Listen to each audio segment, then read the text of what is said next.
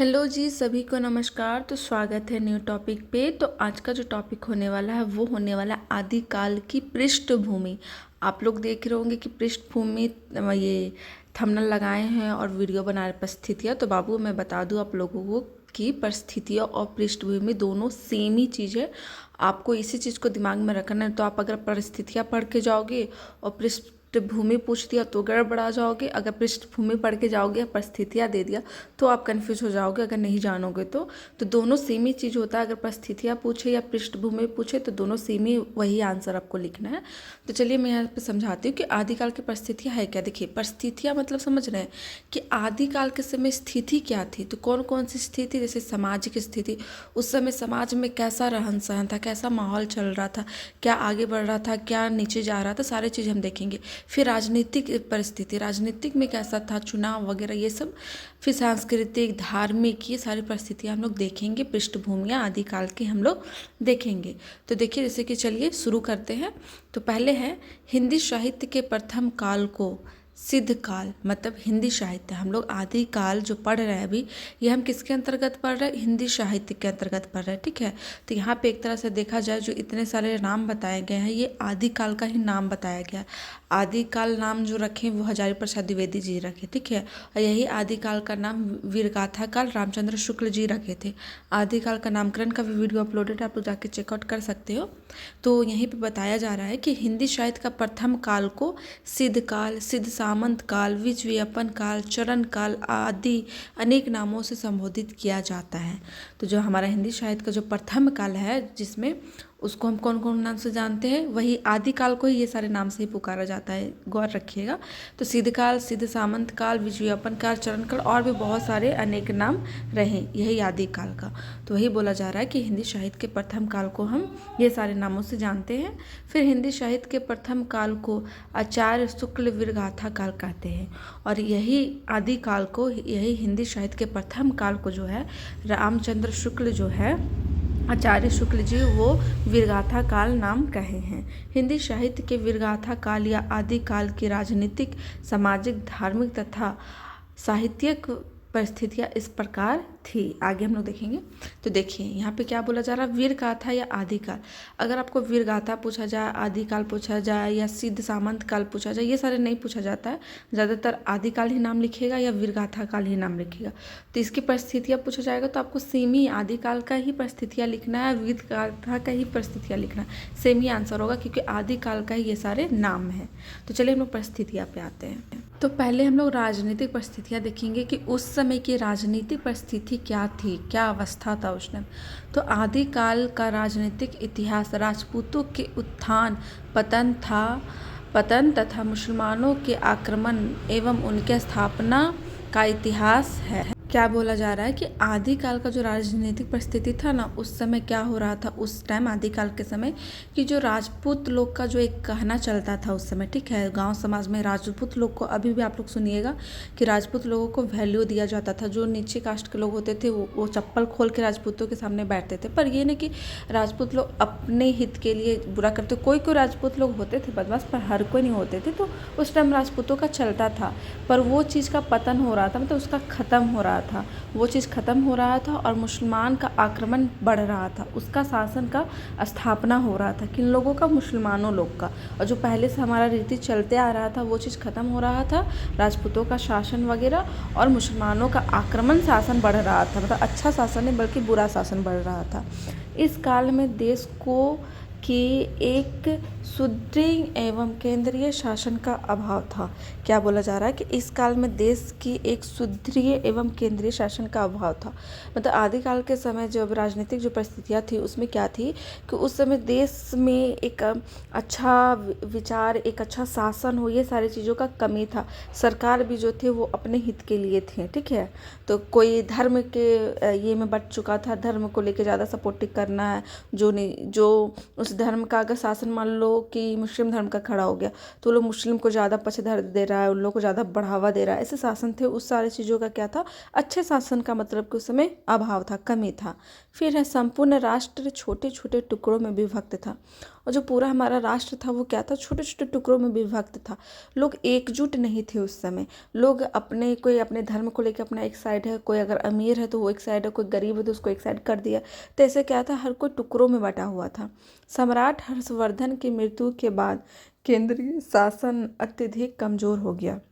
और जो हमारे हर्षवर्धन एक सम्राट थे बहुत ही अच्छे, उनका मृत्यु हो गया। उनसे जब हर्षवर्धन जिंदे थे तो वो थोड़ा सबको ले दे के चलते थे, पर जब उनका मृत्यु हो गया तो उनके मृत्यु के बाद क्या हो गया कि केंद्रीय शासन जो हमारा सरकारी शासन, वो बहुत ज़्यादा ही क्या हो गया, कमज़ोर हो गया। इसी बीच मोहम्मद गजनवी ने देश पर आक्रमण करके देश की राजनीतिक धारा को मोड़ दिया। फिर क्या हुआ, जब हर्षवर्धन मर गए और हमारा केंद्रीय शासन जो क्या हो गया, भारतीय शासन जो क्या हो गया, वो कमज़ोर हो गया। और उसी कमज़ोरी का फ़ायदा उठाते हुए एक मुस्लिम मोहम्मद गजनवी ने देश पर क्या किया, आक्रमण कर दिया और राजनीतिक धारा को मोड़ दिया। ठीक है, आक्रमण कर दिया और बहुत ही बुरा हाल कर दिया। इसके बाद विदेशी मुसलमान शक्तियों ने बराबर आक्रमण करके मुस्लिम शासन का मार्ग खोल दिया। और फिर क्या हुआ कि विदेश से जो मुसलमान शक्ति लोग थे, जो मुसलमान लोग का जो इसका थोड़ा पावर चलता था, वो लोग भी क्या हुआ कि आक्रमण कर दिया और मुस्लिम शासन का क्या हुआ, मार्ग खोल दिया। मतलब सारे मुस्लिम लोग एकजुट हो गए। अपना देश का तो थे ही, आक्रमण कर ही रहे थे, बाहर के विदेश के भी लोग आक्रमण कर दिए। तो ऐसे में क्या होगा कि मुस्लिम लोग का वर्चस्व ज़्यादा हो गया, मुस्लिम का हिम्मत मिल गया, द्वार खुल गया उन लोगों को कुछ भी करने का, लाइसेंस एक तरह से होता ना, पावर मिल गया उन लोगों को। फिर है, इस काल में पारस्परिक युद्ध एवं बाह्य आक्रमणों ने ऐसा वातावरण बना दिया कि साहित्यकारों का विवश होकर व्यंग्यात्मक रचनाओं को लिखना पड़ा। और फिर आदिकाल के समय ऐसी स्थिति हो गई, मतलब हमेशा आक्रमण हो रहा था, बाहर के लोग भी आक्रमण कर रहे थे हमारे देश में। तो ऐसा स्थिति हो गया कि जो व्यंग्यात्मक, मतलब जो आदिकाल के जो रचनाएं थी, रचनाकार लोग थे, उन लोगों को मतलब कि साहित्यकारों को विवश होकर क्या हुआ, विरागात्मक रचनाओं को लिखना पड़ा। मतलब वीरगाथात्मक, यहाँ पे समझिएगा, वीर किसको बोला जा रहा है, वीर किसी को भी बोला जा सकता है। अगर हम आम आदमी भी है ना, फिर भी हम देश के लिए कुछ कर सकते हैं, हमको लोग को उत्साहित कर रहे हैं तो हम वीर हुए। ठीक है, हम देश के लिए, मतलब आप भी एक जो सुन रहे हैं आप, ठीक है, आप एक आम इंसान, ये नहीं कि आप आर्मी वाले हो, पुलिस बॉर्डर में ही आप कुछ कर रहे हो तो आप वीर कहलाए, नहीं। आप एक आम इंसान हो के भी अपने देश, अपने राष्ट्र, अपने राज्य, अपने समाज के लिए कुछ कर रहे हो, अच्छा कर रहे हो, बुरा होने से बचा रहे हो, तो आप भी एक तरह से वीर हुए। तो उसी सारे वीरों लोगों को जागरूक करने के लिए जो उस समय आदिकाल के जो रचनाएं लेखक थे, वो लोग रचनाएं करना शुरू कर दिए। रचनाएं के माध्यम से लोगों क्या होते थे, पढ़ते थे और उनमें जोश आती थी कि हमें कुछ करना, जो बुरा हो रहा है वो बुरा होने से रोकना है। ठीक है, इन रचनाओं का उद्देश्य समाज को इस योग बनाना था कि वे देश के लिए अपने प्राणों को बाजी लगा सके। देखिए, वही बात बताया गया कि वो जो रचनाएं होती थी उसका उद्देश्य यही होता था कि लोग उसे पढ़े और वो योग्य बने लोग कि हमें समाज के लिए कुछ भी करना है, देश के लिए कुछ भी करना है, अच्छे के लिए, बुरा चीज़ नहीं, चाहे हमें प्राण ही क्यों ना देना पड़े, पर इस बुरे चीज़ को होने से रोकना है, बचाना है और सब अच्छा करना है। ये था हमारा राजनीतिक परिस्थिति। अब आगे देखेंगे। दूसरा है सामाजिक परिस्थितियाँ। तो आदिकाल में समाज मुख्य रूप से दो वर्गों में बटा हुआ था। जो आदिकाल का जब समय था उस समय समाज क्या था कि मुख्य रूप से दो वर्गों में बटा हुआ था। दो कितने वर्ग में, दो वर्ग में, एक सेवक, दूसरा सेव्य। मतलब एक सेवक जैसे एक सेवा करने वाला और दूसरा सेव्य जो सेवा लेता था। ठीक है, तो ये दो वर्गों में बटा हुआ था। सेव्य वर्ग में राजा, सामंत एवं सरदार तथा सेवक वर्ग में प्रजा, दास, दासी, भाट, वेश्या आदि थी। मतलब कि जो सेवा लेते थे वो उसके अंतर्गत कौन कौन आते थे, तो राजा, सामंत एवं सरदार तथा सेवक, और जो सेवा करता था उन लोगों का, उस वर्ग में कौन कौन आते थे, तो प्रजा, दास, दासी, भाट, वेश्या। मतलब नौकर, नौकरानी, वेश्या मतलब कि जो लेडीज़ लोग को राजा लोग अपना दरबार में रखता था कि उसके साथ वो कभी भी कुछ भी कर सकता, उसको नचवाता था और कुछ भी करता था, तो उन लोगों को वेश्या कहा जाता था। आप लोग जानते ही होंगे। तो आदिकाल के समय क्या था समाज में कि दो वर्गों में बटा हुआ था उस समय का समाज। एक था सेवक और दूसरा था सेव्य। एक सेवा लेने वाला, एक सेवा करने वाला। तो सेवा लेने के अंतर्गत में आता था राजा, सामंत, उसके दरबार, सरदार और जो सेवा करता था उसके अंतर्गत में आता था प्रजा, दास, दासी, भांट, विषय आदि और लोग भी थे। फिर सेवक वर्ग दूसरे वर्ग की सेवा और मनोरंजन में लगा रहता था। जो सेवा करते थे लोगों को, वो लोग क्या करता था कि अपने जिसको सेवा करते हैं उसको वो सेवा करते थे और उसको मनोरंजन करने में वो क्या लगे रहते थे। फिर राजपूत वर्ग स्वार्थ, अहंकार एवं सकीर्णता से परिपूर्ण होकर राजनीतिक एकता को खंडित कर रहा था। और जो राजपूत लोग थे वो लोग अपने स्वार्थ के लिए और अपने अहंकार में आके क्या हो रहे थे कि परिपूर्ण होकर राजनीतिक एकता को खंडित कर रहे थे। एक जो राजनीतिक एकता होती है वो सारी चीज़ को वो तोड़ रहे थे। मतलब अगर वो राजपूत है, अमीर है, तो जो उससे थोड़ा लो वाला आदमी उसके साथ राजनीतिक में है साथ में, तो उसको दूर करके अपने आप को बड़ा दिखाने के चक्कर में सारी चीज़ को वो तोड़ रहे थे। मतलब सब खराब कर रहे थे वो लोग, और अपने स्वार्थ में आके और फिर ये नाच गाना में बिजी होके। कुछ राजपूत अच्छे भी होते थे, कुछ राजपूत जो जैसे मान लीजिए किसी को 4-5 राजपूत है, पर जो अच्छे है उसको छोटा पद में रखा गया और जो बुरे है वो बड़ा पद में अगर गलती से चला गया तो वो अपने वैश्य लीला में बिजी है या अपने अहंकार में आके सबको नीचे समझ के सारा चीज़ वो बर्बाद कर रहा। तो ऐसा चल रहा था उस समय। फिर है समाज में जाति पाति संबंधी भेदभाव था। और आदिकाल के समय क्या था, समाज में जाति पाति संबंधी का जो है वो भेदभाव था। स्त्रियां में आत्म उत्सर्ग की भावना थी। वे जो हर व्रत में विश्वास रखती थी। मतलब स्त्रियां जो उस समय की थी, उस समय वो जो हर व्रत में विश्वास रखती थी।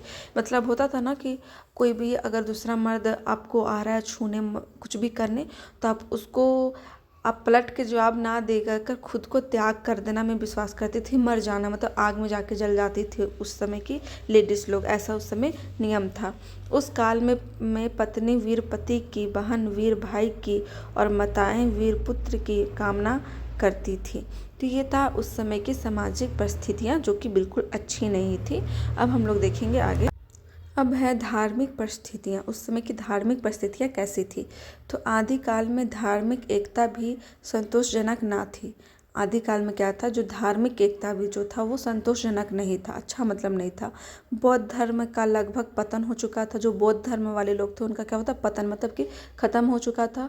फलतः ब्राह्मण धर्म तथा वर्णाश्रम व्यवस्था पुनर्जीवित हो रहे थे। और जो ब्राह्मण धर्म था और वर्णा धर्म जो था उसका जो है पुनर्जीवित हो रहा था, मतलब फिर से वो जन्म कहीं ना कहीं ले रहे थे। हिंदू धर्म अनेक संप्रदायों में विभक्त था। जो हमारा हिंदू धर्म है वो बहुत सारे अपने अपने धर्म को अपनाने लगे। जैसे कि हिंदू धर्म होता है, हम लोग जैसे हिंदू है, पर कोई शिव को मान रहा है, कोई कृष्ण को मान रहा है, ऐसे बहुत सारे लोगों का अपना अपना संप्रदाय था और वो लोग अलग अलग भिन्न भिन्न थे। जैसे कि शैवों में कपालिक भैरवी शक्ति जग रही थी, तो लिंगायत संप्रदाय आडंबर का विरोध कर रहा था। हठ योग और शक्ति संप्रदाय का प्रचार चल रहा था। इसी समय इस्लाम धर्म का प्रवेश हुआ। मतलब कि हिंदू धर्म जो था वो भी आपस में क्या था, बटा हुआ था। कोई शिव को मान रहा, कोई कृष्ण, कोई राधा, कोई जो लोग आडंबर लोग थे उन लोगों का विरोध कर रहा था। तो ये सारे उन लोगों में भी उस समय धर्म का पर चल रहा था, धर्म का परिस्थिति। फिर इसी समय क्या हुआ कि इस्लाम धर्म का प्रवेश हुआ। और मुस्लिम का देखिए, मुस्लिम धर्म पहले से नहीं है, वो बाद में आया है, वो प्रवेश हुआ। और मुसलमानों की बर्बर सेना ने सभी हिंदू धर्मों, संप्रदायों, मठ और मंदिरों का नष्ट करने का भी अभियान चलाया। और फिर जब मुसलमान धर्म का प्रवेश हुआ तब उन लोगों ने इतना बदमाशी किया कि जो हिंदू धर्म का जो संप्रदाय थे, भले वो बटे बटे थे, ये सारे चीज़ों को उन्होंने नष्ट करने का प्रयास किया। मंदिर को भी तोड़ने का अभियान चलाया, सारा चीज़ को मतलब बर्बाद करो मुस्लिम लोग।